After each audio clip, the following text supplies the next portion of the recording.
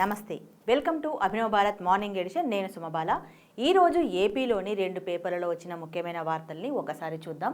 ముందు సాక్షి తీసుకుంటే, సాక్షిలో బదిలీలతో బరితెగింపు, ఎన్నికల సందర్భంగా జరిగిన హింసపై డీజీపీకి సిట్ నివేదిక. నిన్న ఎన్నికల తర్వాత జరిగిన పల్నాడు, కారంచేడు, మాచర్లలో జరిగిన హింసాత్మక ఘటనల మీద సిట్ దర్యాప్తు చేసి ఆ నివేదికను సిట్కి డీజీపీకి అందించింది. దానికి సంబంధించిన వార్తలు 2 పేపర్లలో 2 రకాలుగా వేసుకొచ్చారు. సాక్షిలో అయితే దాడులు అరికట్టడంలో కేసుల దర్యాప్తులో పోలీసులు విఫలం, పోలింగ్కు ముందు ఆకస్మిక బదిలీలతో యథేచ్ఛగా విధ్వంసకాండ, దర్యాప్తు సక్రమంగా లేదు, అదనపు సెక్షన్లు చేర్చాలి అని చెప్పారు సిట్టు బృందం. పల్నాడు, తిరుపతి, అనంతపురం జిల్లాల్లో పోలింగ్ సందర్భంగా దాడులు, దౌర్జన్యకాండపై ఇప్పటివరకు 33 కేసులు. పల్నాడు జిల్లాలో 22, అనంతపురంలో 7, తిరుపతిలో 4 కేసులు. మొత్తం 1370 మంది నిందితులుగా పేర్కొంటే 124 మందిని మాత్రమే అరెస్ట్ చేశారు. మరో 94 మందికి సెక్షన్ 41A కింద నోటీసులు జారీ చేశారని. వీళ్ళేంటంటే పోలింగ్కు ముందు, అంటే ఎన్నికల కూడా అమల్లోకి వచ్చిన తర్వాత అది పోలీస్ అధికారులు మార్చారో ఆ ప్రాంతాల్లో మాత్రమే హింస జరిగింది, దానికి వాళ్ళే కారణం అన్నట్టుగా వీళ్ళు రాస్తే, ఆంధ్రజ్యోతి మాత్రం అవి ప్రాణాంతక దాడులే, కుట్రకోణము ఉంది, ఇంత తీవ్రత ఉన్న కేసులో పోలీసుల దర్యాప్తు లోపభూయిష్టమని రాసుకొచ్చింది. ఎన్నికల్లో హింసపై సిట్ ప్రాథమిక నివేదిక డీజీపీకి సమర్పించిన ఐజీ బ్రిజ్లాల్, ఎస్పీ రమాదేవి. పల్నాడు, అనంతపురం ఈ జిల్లాల్లో సేమ్ 33 కేసులు, ఇంతమంది అని రాశారు. డీజీపీ దృష్టికి ఆ పోలీసుల పాత్ర. 13వ తేదీన పోలింగ్ రోజు, ఆ తర్వాత జరుగుతున్న హింసాత్మక ఘటనల్లో కొందరు పోలీసుల పాత్రను సిట్ గుర్తించినట్లు. పల్నాడు ప్రాంతంలో ఏ పోలీస్ అధికారి ఎవరికి వత్తాసు పలికారు, ఏ కానిస్టేబుల్ ఎవరికి సమాచారం అందజేశారు, డబ్బులకు అమ్ముడుపోయిన సీఐలు, ఎస్ఐలు, ఇట్లా అంటే ఇద్దరు రెండు ఒకటే ఐటెం, కానీ వాళ్ళ యాంగిల్ వేరే తీసుకొని మొత్తానికైతే ఎండ్ ఆఫ్ ది డే పోలీసులు మాత్రమే ఈ ఐటెం వీటిలలో బలైనట్టుగా మనకు అర్థమవుతుంది. ఇక ఇంకో విషయానికి వస్తే, ఇక్కడ ఇరాన్ అధ్యక్షుడు రైసీ దుర్మరణం. ఇరాన్ అధ్యక్షుడి హెలికాప్టరు అక్కడి దట్టమైన అడవుల ప్రాంతంలో కూలిపోవడం వల్ల, వాతావరణం సరిగా అనుకూలించకపోవడం, పొగ మంచులు, దీనివల్ల ఒక వంతెనను ప్రారంభించి వస్తున్న క్రమంలో హెలికాప్టర్ పడిపోయింది. అయితే ఈ హెలికాప్టర్ బెల్ కంపెనీకి చెందిన హెలికాప్టరు. అంతకుముందు మనకు 15 ఏళ్ల క్రితము వైఎస్ రాజశేఖర్ రెడ్డి పావురాలగుట్టలో పడి యాక్సిడెంట్ చనిపోవడం కూడా సేమ్ అదే బెల్ కంపెనీకి చెందిన హెలికాప్టరే. ఇప్పుడు అది చాలా విషాదకరమైన వార్తగా ఇప్పుడు ఉంది. ఇరాన్ అధ్యక్షుడు చనిపోవడం 18 గంటల తర్వాత ఆయన మృతదేహం దొరికింది. ఇదిగో ఇక్కడ కూడా అదే ఐటము ఆంధ్రజ్యోతిలో వేశారు. హెలికాప్టర్ ప్రమాదంలో ఇరాన్ అధ్యక్షుడు దుర్మరణం అని చెప్పేసి ఈ 2 ఐటము. ఇది ప్రపంచవ్యాప్తంగా తీవ్ర విషాదకరమైన వార్త. ఇక మరో వార్తకు వస్తే, ఇటలీకి అని ఎలక్షన్స్ తర్వాత మొన్న చెప్పుకున్నాం మనము, చంద్రబాబు నాయుడు అమెరికాకు వెళ్తున్నాడు. విమానాశ్రయంలో అతన్ని ఆపి ఎక్కడికి వెళ్తున్నారు ఏంటి అని ఆపారు, పోనివ్వలేదు, కొద్దిసేపు విచారణ జరిగిందని చెప్పేసి సాక్షిలోనే కథనం వేశారు. ఇప్పుడు అతను అమెరికా కాదు, దుబాయ్కి వెళ్ళారని చెప్పేసి ఇందులో సాక్షిలో ఇంకొక కథనం వచ్చింది. దుబాయ్లో చంద్రబాబు దాగుడు మూతలు, గప్చుప్గా విదేశాలకు ఉడాయించిన వైనం. వైద్య పరీక్షల కోసం అమెరికా వెళ్తున్నట్లు లీకులు. ఈ అబ్బాయి ఇటు రాలేదన్న టీడీపీ ఎన్ఆర్ఐ విభాగం నేత. టీడీపీ అధినేత ఇటలీలో ప్రత్యక్షమైనట్టు సమాచారం. గతంలో విదేశాల నుంచే షెల్ కంపెనీలకు అక్రమ నిధుల మళ్లింపు, స్కిల్ స్కామ్లోను బాబు దుబాయ్ బంధం. ఈసారి అదే షెల్ దందాయన. గోప్యంగా విదేశీ పర్యటన వెనక లోగుట్టు అదే. అంటే ఇంతకుముందు చంద్రబాబు నాయుడు గారు స్కిల్ డెవలప్మెంట్ స్కామ్, అందులో అరెస్ట్ అయ్యి జైల్లో ఉన్నారు. బెయిల్ మీద బయటకు వచ్చిన తర్వాత తను విదేశాలకు వెళ్ళడానికి పర్మిషన్ లేదు, అయినా వెళ్ళే క్రమంలో జరిగిన ఇష్యూ చెప్పారు. అదే దాంట్లో షెల్ కంపెనీలు అనేదే పెద్ద అభియోగం. దాంట్లో ఉన్న అదే కంపెనీలు దాని కొరకే మళ్ళీ వెళ్ళారా అనేది వీళ్ళు అనుమానాస్పదంగా రాసుకొచ్చారు.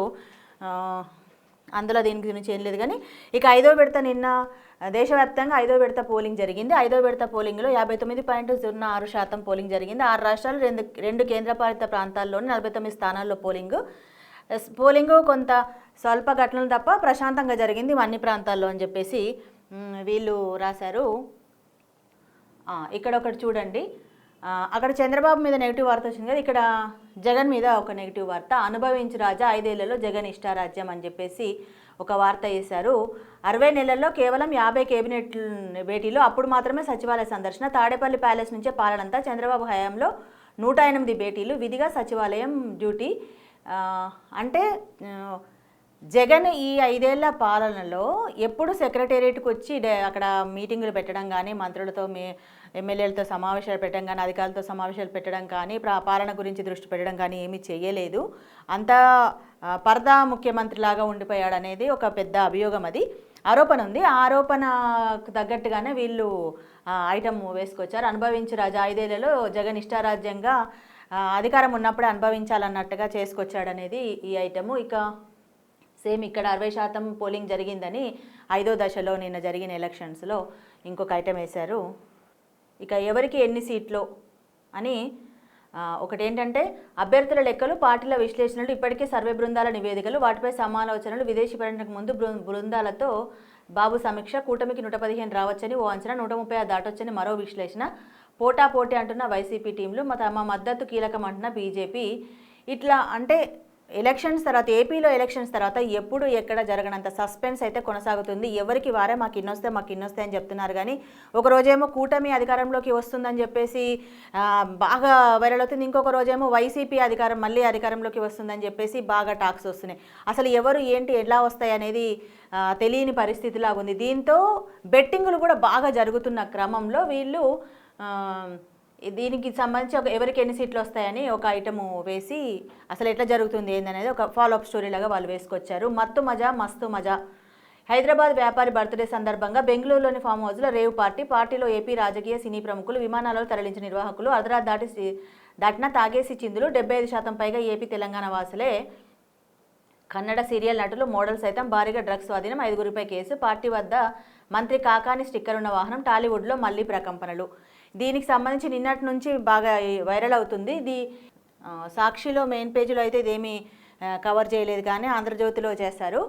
అయితే దీంట్లో ఏమవుతుందంటే, టాలీవుడ్కు సంబంధించి నటి హేమ, శ్రీకాంత్లు కూడా ఉన్నారని వార్తలు వస్తున్నాయి. కాకపోతే హేమ ఏం చెప్పిందంటే, నేను ఇక అక్కడ లేని, నేను హైదరాబాద్లోనే ఉన్నాను, వేరే బర్త్డే పార్టీలోనే ఒక వీడియో రిలీజ్ చేసింది, కానీ పోలీసులు మాత్రం సాయంత్రానికల్లా మేము అరెస్ట్ చేసామని చెప్పేసి వాళ్ళు చెప్తున్నారు. దాంట్లో కొంచెం కన్ఫ్యూజన్ ఉంది. ఇక శ్రీకాంత్ కూడా నేను అసలు ఎక్కడికి వెళ్ళను, బర్త్డే పార్టీలకు వెళ్ళి వస్తాను, నేను ఇంట్లోనే ఉన్నానని శ్రీకాంత్ చెప్తున్నారు. కానీ దాంట్లో ఏం జరిగింది ఏం జరగలేదు అనేది ఇక ముందు ఇంకొంచెం అది చేయాలి. కాకపోతే టాలీవుడ్లో ఎప్పుడు చూడు డ్రగ్స్ విషయంలో విపరీతమైన ఇష్యూ అవుతుంది. అది లాస్ట్కి ఎక్కడి విచారణల దాకా వెళ్తే చాలా ఇష్యూ జరిగి మళ్ళీ ఒక్కసారి సద్దుమణిగిపోతుంది. అది ఇదివరకు కూడా మనం చూసాము. ఇప్పుడు మరి ఈ కేసు ఎక్కడి వరకు దారితీస్తుందో చూడాలి.